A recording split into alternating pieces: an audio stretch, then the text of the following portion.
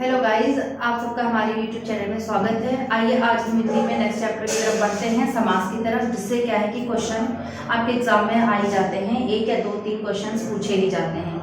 तो कभी क्या पूछ लेते हैं, समास का अर्थ पूछ लिया, या फिर क्या हुआ समास के पार्ट्स के बारे में पूछ लिया, कितने भेद हैं इसके, और क्या पूछ लेते हैं कि समास जो भी दिया हुआ है तो उसमें कौन सा पद प्रधान होता है, कौन से में दोनों पद प्रधान है, कौन से में पूर्व पद प्रधान है, कौन से में उत्तर पद प्रधान है, और क्या चीजें आ सकती हैं इसमें कि समास के जो भी आपका दिया रहेगा, एक शब्द दिया रहेगा, उसमें पहचानना होगा कि इसमें कौन सा समास है। तो सबसे पहले क्या है कि हम समास के बारे में समझते हैं कि समास क्या होता है। देखिए, समास का अगर अर्थ के रूप में देखें तो इसका अर्थ यही होता है कि संक्षिप्त करना। ये इसका अर्थ हो गया समास का, कि संक्षिप्त करना। उसके बाद में क्या है कि समास क्या है, दो शब्दों से कैसे मिलकर बना हुआ है, दो शब्दों से मिलकर बना है।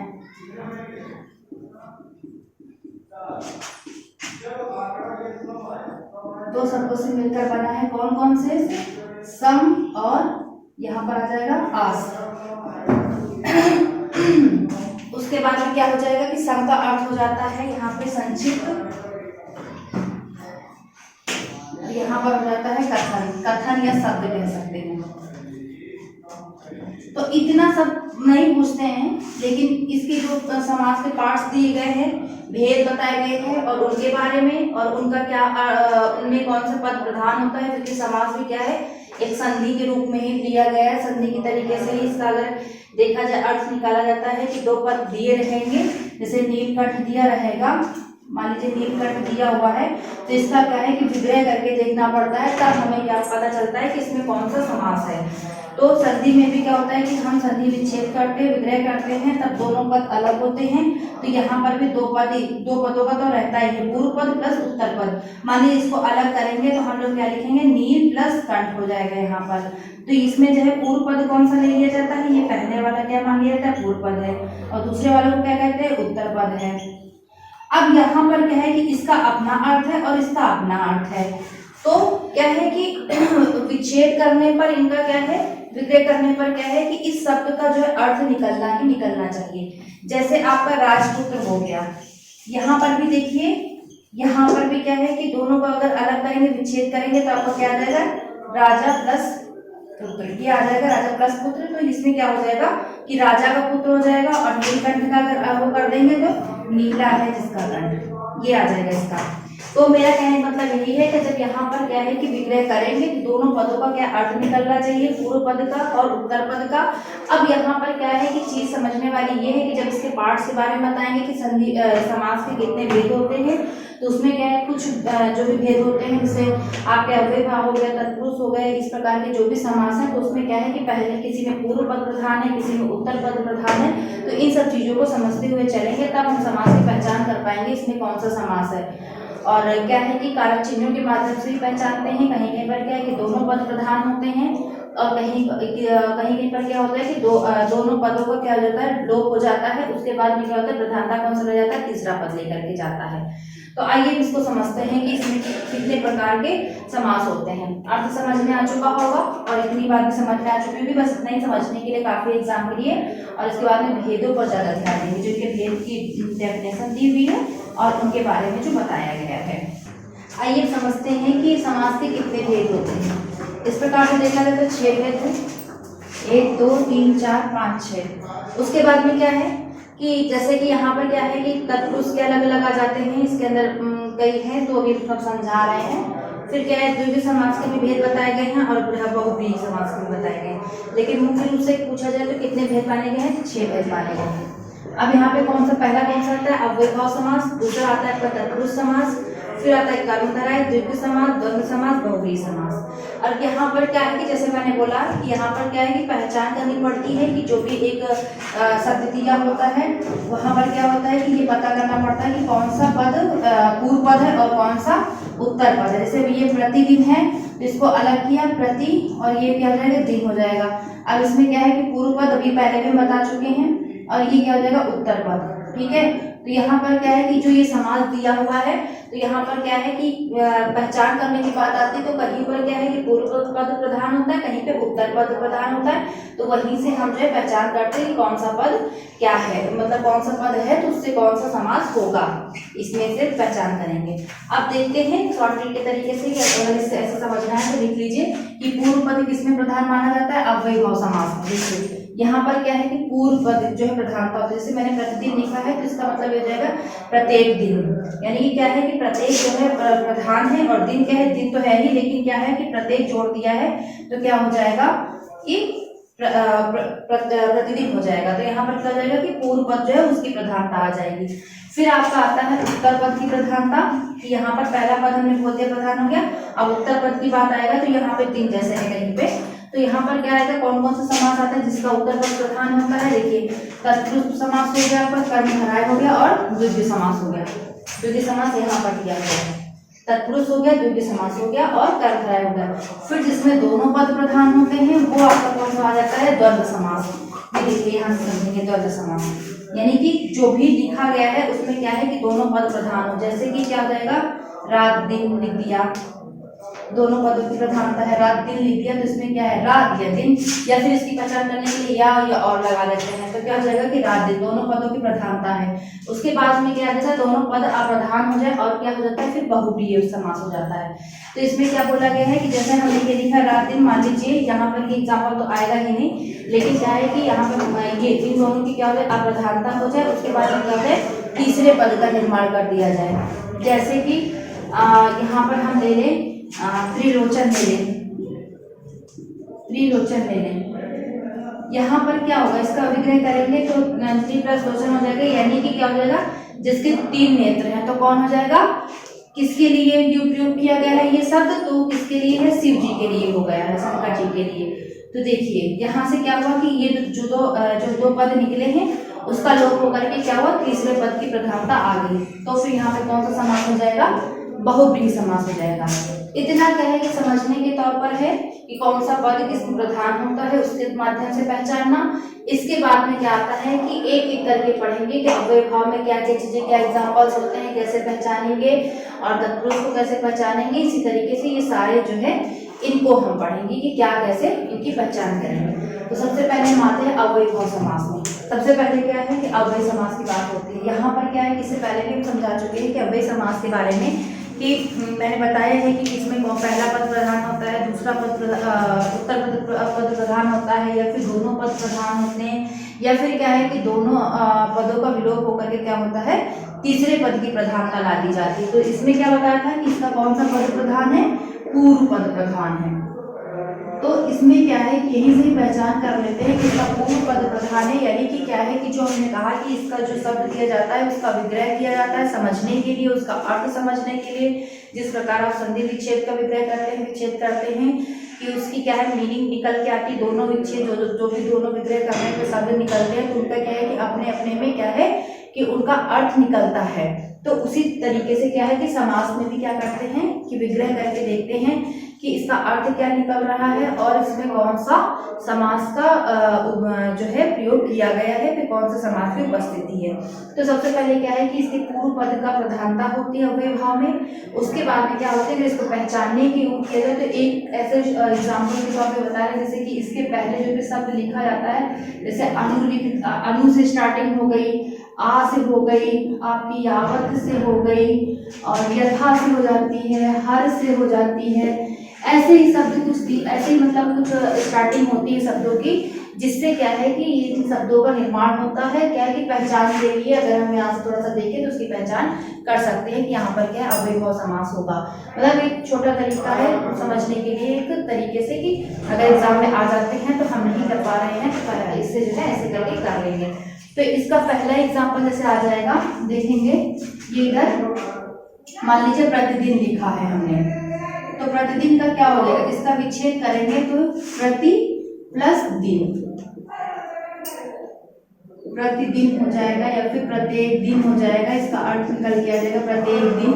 तो इसमें क्या है, कौन से पद की प्रधानता दी गई है, दिन तो है ही अपने में, इसके आगे प्रति जोड़ दिया तो क्या हुआ, इसकी प्रधानता हो गई कि इससे क्या बन गया कि प्रतिदिन हो गया, यानी कि प्रत्येक दिन हो गया, इसका अर्थ निकल करके आ गया है। उसके बाद में क्या है, जैसे यहाँ पे हमने लिख दिया आजन्म, आजन्म जन्म करके लिख दिया है। इसके बाद हमने लिख दिया है आजन्म, तो आजन्म से क्या चीजें आ जाएंगी,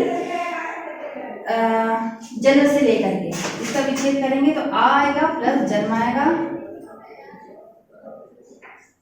तो क्या हो जाएगा, यहाँ पर आ जाएगा जन्म से लेकर।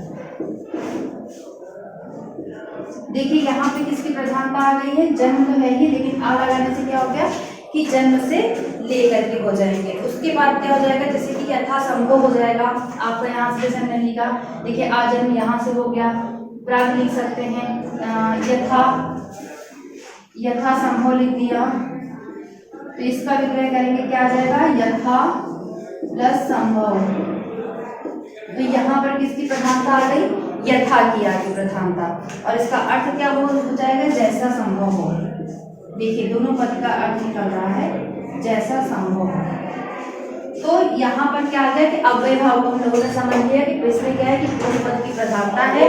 उसके बाद में क्या है कि जो ये शब्दों का जो भी शुरुआत होती है, अगर हमें कंफ्यूजन होती है तत्पुरुष समास को समझने में, या फिर इस उसके बाद में और समास आते हैं, तत्पुरुष वगैरह ये सब आ जाते हैं, जिनको समझने में दिक्कत होती है, तो हम क्या करते हैं कि थोड़ा सा बस इसमें ध्यान दे देते हैं कि इसकी शुरुआत यहाँ से हो जाती है, क्योंकि ये कंफ्यूजिंग रहता है कि अर्थ सब सारे शब्दों का अर्थ नहीं पता होता है। अगर आप बहुत ज़्यादा एग्जाम्पल्स करेंगे, एग्जाम्पल को सॉल्व करेंगे, प्रैक्टिस करेंगे, तो वो भी चीज़ें जो है आपकी जो भी समस्या है वो समाप्त हो जाएगी। तो यहाँ पर क्या है, ये चीज़ें समझ लिया। उसके बाद में क्या है कि अब हम आते हैं तत्पुरुष समास की तरफ। इसको आप लोग स्क्रीनशॉट लेकर लीजिए, लिखना है तो लिख लीजिए। इसके बाद हम तत्पुरुष समास की तरफ बढ़ते हैं। तत्पुरुष समास के कितने भेद बता दिए गए। देखिए तत्पुरुष समास जो है इसमें कौन सा पद प्रधान है, उत्तर पद प्रधान है। इससे पहले मैंने बता दिया है पहले वीडियो में कौन सी पद की प्रधानता दी गई है। यहाँ पे किसकी प्रधानता है, उत्तर पद की प्रधानता है। इसके बाद इसके भेद कितने बताए गए हैं, 6 भेद हैं। कौन कौन से, कर्म तत्पुरुष समास, करण तत्पुरुष और संप्रदान अपादान संबंध अधिकरण। यहाँ पर क्या है कि कारक चिन्हों को ले लिया गया है और उसके माध्यम से जो है इस समास का निर्माण किया गया है। यहाँ पे क्या है, जो भी इनके चिन्ह हैं उसके हिसाब से जो है इसका विच्छेद करके फिर शब्दों का अर्थ निकाल करके समझते हैं कि यहाँ पे कौन सा तत्पुरुष समास होगा। तो कहीं पे संप्रदान तत्पुरुष समास होगा, कहीं पे संबंध होगा, कहीं पे कर्म पुरुष होगा। तो आइए इसको समझते हैं कि ये कैसे हम करेंगे।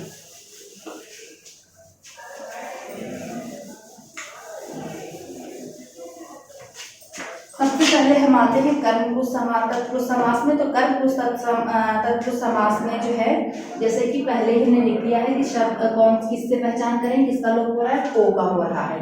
तो यहाँ पे एग्जाम्पल लिखेंगे, जैसे क्या हो जाएगा, एक एग्जाम्पल लेंगे। इसका मान लीजिए एग्जाम्पल हमने ये लिख दिया कि यश प्राप्त लिख दिया, या फिर चिड़ी मार लिख दिया। क्या होगा, इसका अर्थ निकालेंगे तो क्या होगा, देखिए यश प्राप्त का क्या हो जाएगा, यश को प्राप्त। और ठीक उसी प्रकार से चिड़ी मार का क्या हो जाएगा, चिड़िया को मारने वाला, चिड़िया को मारने वाला। यहाँ पे किसका हो रहा है, को का हो रहा है। को समझना है अर्थ को। उसके बाद में क्या आ जाएगा, करण तत्पुरुष समास। इसमें देखिए चिन्ह को पहचानेंगे से और के द्वारा, जैसे वहां पर देखा है और यहाँ पर भी क्या है, से और के द्वारा देखेंगे। तो यहाँ का भी एक एग्जाम्पल ले लेंगे, जैसे भयाकुल, भयाकुल ले लिया। तो इसका अर्थ निकालिए, खंडन करके क्या हो जाएगा, भय से आकुल। देखिए यहाँ पर इसका अर्थ निकाला, भय से आकुल आ गया। तो यहीं से इसके जो है कारक चिन्ह जो भी इसका लोप हुआ है उससे पहचान कर लेंगे कि से का प्रयोग आया, से आया है बीच में, तो इसका क्या हो जाएगा कि करण तत्पुरुष समास होगा। ठीक उसी प्रकार जैसे यहाँ पे को आया था, बस यहीं से पहचान इसकी की जाएगी। उसके बाद में क्या आपका आ जाएगा कि जैसे कि आ जाए क्या कहते हैं, सूर्य रचित। जैसे कि ये हो गया, से ले लिया, के द्वारा लिख लिया, सूर्य रचित, यानी कि क्या हो जाएगा, सूर्य के द्वारा रचित, तुलसी रचित, कुछ भी हो जाए, सूर्य द्वारा रचित हो गया।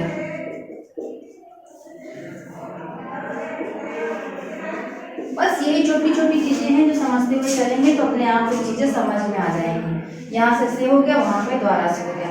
अब संप्रदान क्या हो जाएगा, इसका देखिए चिन्ह क्या है, के लिए। कारक चिन्ह आप लोगों ने पढ़ लिया इससे पहले, तो क्या है कि इससे भी पहचान, अगर कारक चिन्ह पता है तो वहां से भी पहचान कर लेंगे। अगर लेकिन आपको इन शब्दों का विखंडन करना और अर्थ निकालना आना चाहिए, ये चीजें आप लोगों को ध्यान देना होगा। फिर आपका आता है संप्रदान। संप्रदान यानी कि के लिए। यहाँ पर जैसे कि एग्जाम्पल हम देते हैं, प्रयोगशाला। प्रयोगशाला बता दी, इसका अर्थ निकलेगा, क्या निकलेगा, प्रयोग के लिए शाला। प्रयोग के लिए शाला।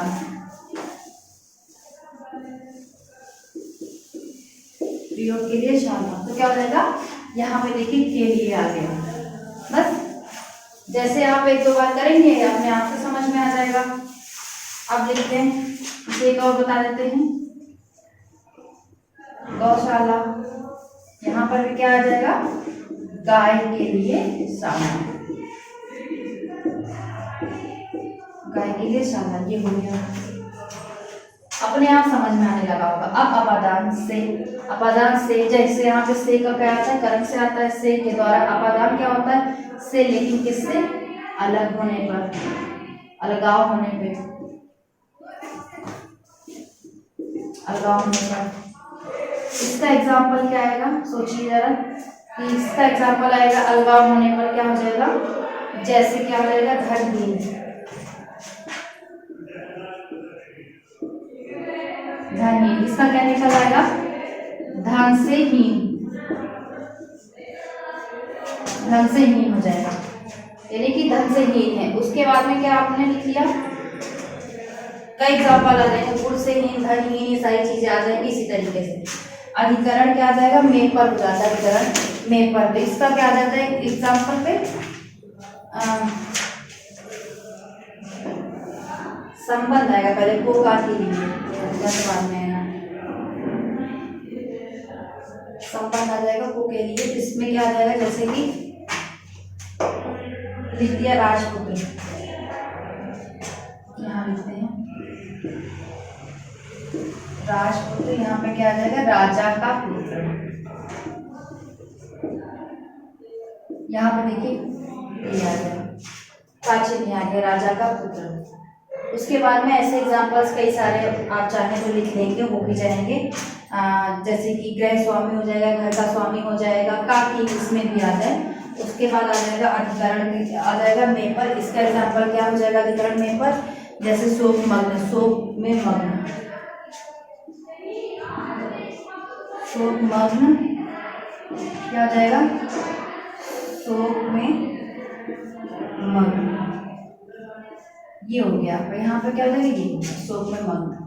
आइए इसके बाद में अब हम आगे समझते हैं। ये तत्पुरुष समास के ज्यादा पूछ लिया जाता है, क्योंकि इसके क्या है कि 6 पार्ट्स अलग से दिए होते हैं और इसके भी एग्जांपल्स पूछ लेते हैं। अव्यय भाव का ये भी अगर यहाँ से आपने देख लिया, अच्छे से कर लिया, एक दो बार प्रैक्टिस कर लिया, आराम हो जाएगा।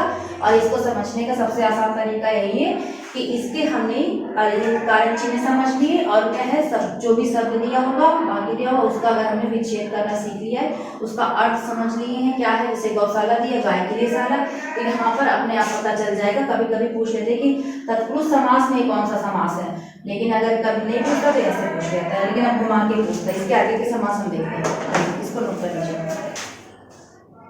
इसका क्या है, कर्मधारय है कि इसमें क्या है कि जैसे कि दोनों पद दिया हुआ है, क्या उसमें के समान हो गई, कि समानता के रूप में, जैसे उसमें उपमान का ले लेते हैं, विशेषण विशेष का इसमें जो है अर्थ को लेते हैं। तो इसमें क्या है कि ज्यादातर क्या चीजें देखते हैं कि इसका अगर समझने के रूप में किया जाए तो के समान का संबंध जैसे प्रेजेंट हो जाए, उसके लिए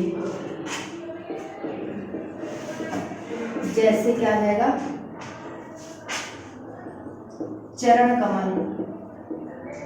अब देखिए इसका विच्छेद करेंगे तो क्या जाएगा, कमल के समान चरण, क्या आ जाएगा, कमल के समान चरण, यानी कि उपमेय उपमान में समानता पकड़ करेंगे, कमल के समान चरण, ये हो गया। यहाँ पे क्या है कि जो यहाँ पर इसका इसका हम लोग खंडन करें, अर्थ निकालेंगे तो बीच में क्या आ जाए, दोनों पदों के समान, के समान, तो वहां पर क्या हो जाएगा, कर्मधारय समास हो जाएगा। इसके बाद में क्या है कि ये कर्मधारय और अभी एक बहुव्रीहि समास आएगा, उसमें कन्फ्यूजन रहती है, वो अलग से आप लोग को बता दिया जाएगा। तो यहाँ पे इतनी चीज समझ में आ गई होगी कि कर्मधारय समास में क्या आ जाएगा, समानता के रूप में आ जाए। और द्वितीय समास में क्या है कि यहाँ पर क्या चीजें होती हैं कि पहला शब्द जो भी है, इसका पहला पद है संख्यावाचक, संख्यावाचक, जैसे कि क्या हो जाए, दोपहर आ गया तो क्या हो जाएगा, दोपहरों का समय, दोपहरों का समय। देखिए दो चीज आ गई यहाँ पर, दोपहरे आ गया, चौराहा आ जाए या फिर तिराहा आ जाए, यानी कि चार राहों का समूह, ये सारी चीजें किसमें आ जाएंगी, द्वितीय समास में आ जाएगी। जहां पर क्या है कि पहला पद क्या हो जाएगी, संख्यावाचक हो जाए, वहां पर क्या हो जाता है, द्वितीय समास होता है। सप्तऋषि हो गए, सप्तसिंधु हो गए, ये सारी चीजें आ जाएंगी, ये सबसे इजी होता है, इसको आसानी से कर सकते हैं। फिर क्या आता है द्वंद्व समास में। द्वंद्व समास में क्या है कि इसकी क्या है कि इसमें क्या है, योजक चिन्ह से पहचान कर लेते हैं, बीच में जो है योजक चिन्ह लगा होता है, जैसे इस तरीके से, ठीक है, जैसे रात दिन लिख दिया तो योजक चिन्ह, इसमें क्या है, दोनों पदों की प्रधानता दी गई है, इसमें क्या है कि दोनों पद प्रधान है। रात दिन हो गया आपका, और कई चीजें हो जाती है, जैसे कि माता पिता हो गए, ये सब हो गए, क्या है, इससे पहचान कर लेंगे। उसके बाद में क्या है कि द्वंद्व समास के जो हैं पार्ट्स अलग से दिए गए हैं, जो कि पूछ लेता है आपके एग्जाम में। क्या है, पहला क्या है, इतरेतर द्वंद्व समास, दूसरा है समाहार द्वंद्व समास, फिर है विकल्प द्वंद्व समास। इतरेतर द्वंद्व समास में क्या चीज बताई गई है कि यहाँ पर क्या है कि जैसे ये बताया योजक चिन्ह का है, तो यहाँ पे ऐसे माता पिता आपका आ गया, दादा दादी आ गए, ये सारी चीजें आ जाती हैं। उसके बाद में समाहार में क्या है, इसमें क्या करते हैं कि समाहार द्वंद्व समास में इसमें और की चीज हो जाती है, बीच में जो है दोनों पदों के बीच में जब उसका अर्थ निकालेंगे तो और का जो है उसका आ जाएगा और से जुड़ करके, जैसे कि यहाँ पे लिख दे हम 25, तो क्या हो जाएगा 5 और 20, क्या हो गया 25, 5 और 20 क्या हो गया 25। देखिए यही कंफ्यूजन है कि यहाँ पे जैसे हमने बताया कि यहाँ पर क्या है कि संख्यावाचक से स्टार्टिंग होती है, और यहाँ पर क्या है कि मैंने बोला कि बीच में क्या हो जाता है कि और शब्द आ जाता है। तो यही चीजें हैं जो कंफ्यूज करते हैं, इसको अच्छा समझ के चलेंगे। अभी इन दोनों के बीच में डिफरेंस भी बता देंगे, क्या क्या चीजें कैसे कैसे समझेंगे। 25 हो गया, 24 हो गया, इसी तरह से आपका 110 हो जैसे लिख दिया, 110 लिख दिया, तो क्या हो जाएगा 10 और 100। देखिए बीच में और आ रहा है, बस यही समझेंगे। फिर आपका विकल्प आ जाएगा, विकल्प में क्या आ जाएगा कि दोनों पदों का जो है या चीजें आती है बीच में, मतलब कि दोनों में से कोई एक होना, जैसे सुख दुख बता दिया, यानी कि इसका अर्थ निकालेंगे तो क्या हो जाएगा सुख या दुख, सुख या दुख। इसके बाद में क्या आ जाएगा, जैसे कि जीवन मरण लिखें, ऐसे शब्द आएंगे, सुख दुख जो भी जो क्या है रिलेटेड हो हमारी जीवन से, जीवन मरण, तो यहाँ पर क्या आ जाएगा जीवन या मृत्यु। देखिए यह चीज आ रही है, तो इन चीजों को समझते हुए चलेंगे। यहाँ पे और आएगा तब कौन सा हो जाएगा समाहार हो जाएगा, जहाँ पे या आएगा वहां पे विकल्प द्वंद्व समास आएगा, और जहाँ पे बीच में योजक चिन्ह इस तरह से निकल के आएगा, दोनों पद की प्रधानता होगी, वहां पर क्या हो जाएगा इतरेतर द्वंद्व समास हो जाएगा। अब आते हैं लास्ट हमारा आता है 6 वाला बहुव्रीहि समास। बहुव्रीहि समास सबसे इजी है, सबको पता है, इसको तो आसानी से समझा जा सकता है। बहुव्रीहि समास, इसमें क्या है दोनों पद जो होते हैं उनका जो क्या होता है विलोप होकर के क्या होता है तीसरे पद की प्रधानता दे दी जाती है। जैसे कि एग्जाम्पल्स में बहुत सारे इसके एग्जाम्पल्स हैं, क्या है जैसे हमने लिख दिया लंबोदर, लंबोदर लिख दिया, क्या अर्थ इसका निकालेंगे, लंबा है जिसका उदर, लंबा है जिसका उदर। देखिए यहाँ पे अगर अर्थ की कंफ्यूजन की बात की जाए तो कि जिसका वगैरह कर दिया तो यहाँ पर क्या तत्पुरुष समास की संभावना जैसे हो जाएगी, तो समझेंगे कि यहाँ पे कहीं तत्पुरुष समास तो नहीं है, लेकिन नहीं क्या हो जाएगा, इसका अर्थ निकल के आ जाएगा किसके लिए प्रयोग किया गया है, गणेश जी के लिए। त्रिलोचन जैसे लिख दिया जाए, त्रिलोचन किसके लिए, यानी कि तीन जिसके नयन है, किसके लिए हो गया, शिव जी के लिए हो गया। और जैसे वो कर दिया जाता है, क्या कहते हैं, आपका चक्रपाणी कर दिया गया, इसका अर्थ निकल के आ जाएगा चक्र है जिसके हाथ में चक्र की बाणी है। तो यहाँ पर क्या है कि जो भी आपका वो पीताम्बर हो गया, इस तरह से काफी चीजें आ जाती हैं जहाँ पर क्या है कि इसका विलोप होकर के क्या होता है, दोनों पदों का यानी पूर्व पद उत्तर पद का विलोप होकर के तीसरे पद की प्रधानता है। तीसरा पद यहाँ पे जैसे गणेश निकला है, देखिए इसका अर्थ कुछ और, विखंडन किया कुछ और आ रहा है, लेकिन क्या होगा कि शब्द का निर्माण बिल्कुल अलग हो रहा है। यहाँ पर भी क्या हो रहा है कि शब्द का निर्माण बिल्कुल अलग हो रहा है। तो इसके बाद में क्या है, बहुब्रीहि समास के भी कुछ पार्ट्स बताए गए हैं। तो अभी जब हम कर्मधारय समास में वो बहुब्रीहि समास में अंतर बताएंगे तो वो और भी अच्छे से समझा देंगे। और अगर समास को एग्जाम के लिए पढ़ना है तो उसके लिए इतना ही काफी है और इतनी चीजें समझ के चलेंगे तो आपका जो भी क्वेश्चन आएगा आप जरूर सॉल्व कर लेंगे। अब आज के इतना ही काफी है। अगली वीडियो में हम आपको इसका कर्मधारय और बहुब्रीहि समास का जो है अंतर बता देंगे। आप लोग नोट कर लीजिए, बाकी आप लोग को करना रहेगा। थैंक यू, धन्यवाद।